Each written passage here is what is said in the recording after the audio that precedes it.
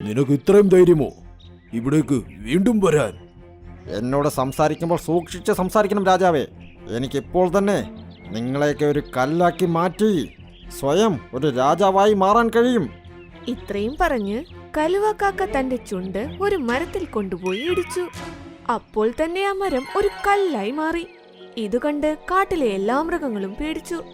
കാക്ക സിംഹത്തിനോട് പറഞ്ഞു, എന്നോട് ക്ഷമ ചോദിച്ചോളൂ മഹാരാജാവേ, അല്ലെങ്കിൽ നിങ്ങളെ ഞാനൊരു കല്ലാക്കി മാറ്റും.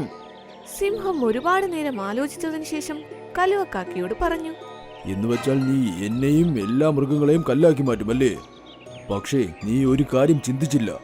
നീ എങ്ങനെ ഭക്ഷണം കഴിക്കും? നീ വിശന്ന് തന്നെ ചാകും. എന്ന് വെച്ചാൽ?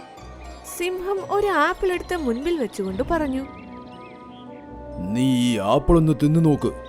കാക്ക തന്റെ ചുണ്ടുകൊണ്ട് എപ്പോൾ ആപ്പിളിൽ കൊത്തിയോ അത് കല്ലായി മാറി. ഇത് കണ്ടതും കാക്ക പേടിച്ചു വിറച്ചു.